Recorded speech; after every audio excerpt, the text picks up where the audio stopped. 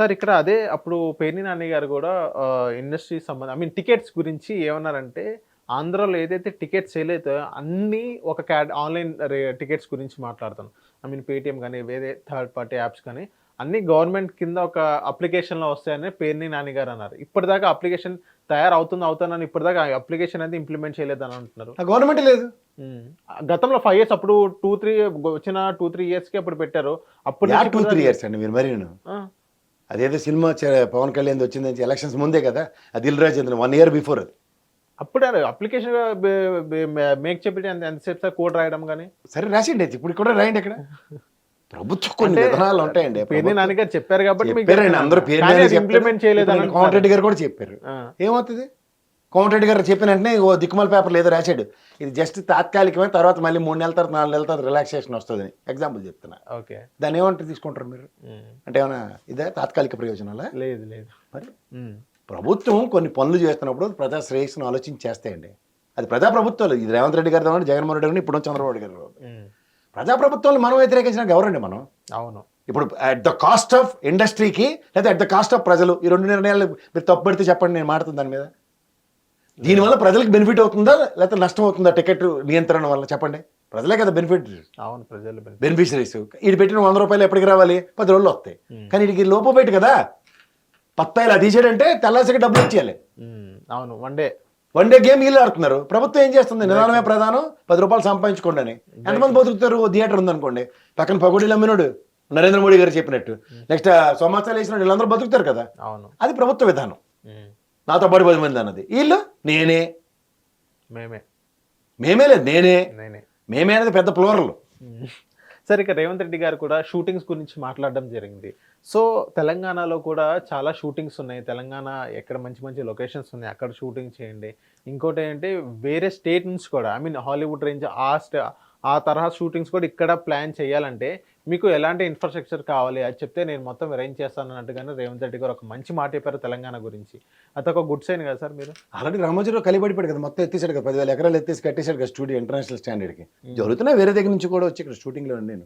Okay, ఇంకా అన్న దగ్గర వీళ్ళకే మళ్ళీ ఏదైనా ఫ్రీగా పోయాలి. రామోజీ 2,000 కదా సార్? 2,000 ఎకరాలే. ఎవరు చెప్పారు? అంటే అఫీషియల్ గా నాకు తెలిసింది 2,000. అఫీషియల్ గా నాకు తెలుసు, చాలా తెలుసు. 2,000 ఎకరాలు. అనఫీషియల్ సంగతి చెప్తున్నాను నేను.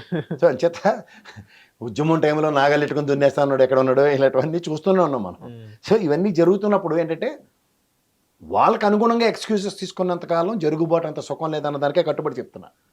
జరగనప్పుడు వచ్చే ఉపద్రవాల మీద నీతి నిజాయితీ జస్టిస్ చౌదరి సినిమాలు చూపిస్తున్నారు వీళ్ళు. అది ఎందుకని అడుగుతున్నా. నేను తమరెడ్డి భరత్ నేను పుట్టకముందు నుంచి సినిమాలు చేస్తుండే ఆయన.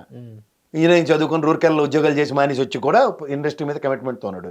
ఆయనకి ఎవరు స్వార్థపరులో ఎవరు ఏటి చేస్తున్నారో అప్పుడు తెలియదు ఆయనకి. తెలుసు అంటే బయాస్డ్గా వన్ సెట్ ఆఫ్ పీపుల్ గురించి మాట్లాడడం అనేది ఎక్కడి నుంచి వస్తుందో నాకైతే అర్థం కావట్లేదు. It's not that. ఆయన స్టేట్మెంట్కి ఆయన కన్ఫైన్ అయ్యాడు, వెరీ గుడ్. బట్ ఇలా స్టేట్మెంట్కి కన్ఫైన్ అవ్వడం చాలా ఇంపార్టెంట్. ఉదాహరణకి మురళీమోహన్ గతంలో చేసిన విన్యాసాలకు విభిన్నంగా నాగరాజ అంటే ఎలా, 1.5 గంటల రేటింగ్కి ఇంటర్వ్యూ పిల్లలు కదా, ఆ కరిసనల్ డబ్బాడికి వెళ్ళి ఇంటర్వ్యూ ఇచ్చుకోమనండి. మళ్ళీ కూర్చొని సేమ్ టు సేమ్ ఈడే అంతే, మావాడు అంతే, ఈడు అంతే, మావాడే తోపని ఏదో చెప్పమంటారు, చెప్తారు కదా, చెప్పనండి. తర్వాత ఎలాగా నాగలు వస్తుంది అప్పుడు.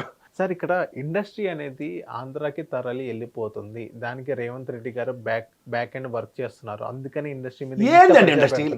ఏది పెద్ద ఇండస్ట్రీ?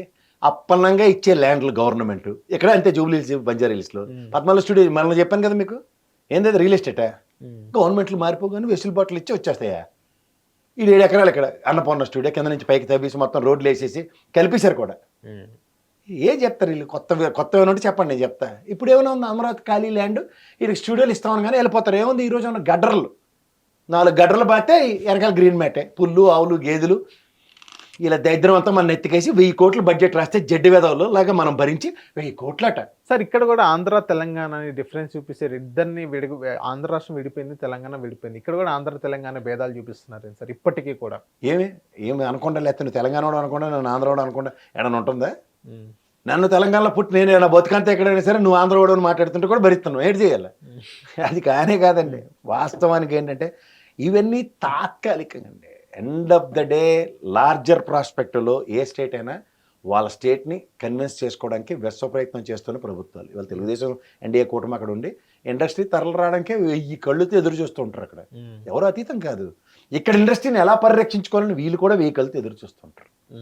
It's a game. నువ్వు కొట్టినట్టు నేను గిల్లినట్టు నేను ఏడిచినట్టు నేను గేమ్ లో వన్ ఆఫ్ ది పార్ట్ అంటారు అంతే. సార్ ఇక్కడ ఎవరికో మండినోడు తీసుకెళ్ళి స్టూడియో పెట్టారు అనుకోండి, అతను రామారెడ్డి స్టూడియో పెట్టాడు, అక్కడ ఏమైంది? ఏం పని చేస్తాను? ఇన్ని కబుర్లు చెప్తుండ్రు బాలకృష్ణ ఇవాళ హిందూపూర్ ఎమ్మెల్యే అయినా గవర్నమెంట్ అక్కడే ఉంది, మరి తెలంగాణ వచ్చి రేవంత్ రెడ్డి గారి దగ్గర ల్యాండ్ తీసుకుని ఆయన స్టూడియో కడుతుండ్రు కదా.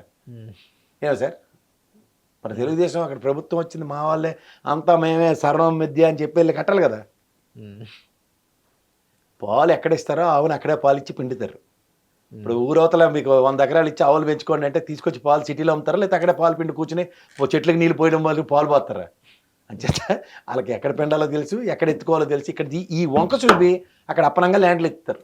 ఓకే, గవర్నమెంట్ కూడా సబ్సిడీ రేట్లతో ఇండస్ట్రీని పరిరక్షించడానికి 24 క్రాఫ్ట్స్ అప్పుడు బాగా జ్ఞాపకం వస్తుంది. కృష్ణానగరంలో ఇక్కడే బెచ్చట ఆడుకుంటూ తిరుగుతుంటారు, బిర్యానీ ఎడతారా సాయంత్రానికి, లేదా నాకేమైనా ఒక బత్తా ఇస్తారని.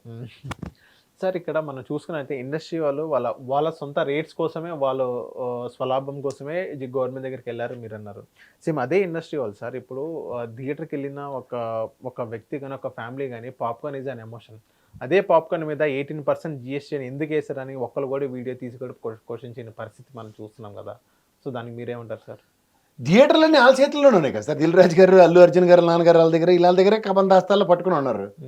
18% పాప్కార్న్ మీద అలాగేదండి, మీకు అసలు మీద కన్నా కొసర మీదే బిజినెస్ జరుగుతుంది అక్కడ. ఏముంది, ఏం వాళ్ళు లాభపడడానికి ప్రజల దగ్గర తీసుకోవడానికి. ఇది స్వార్థం.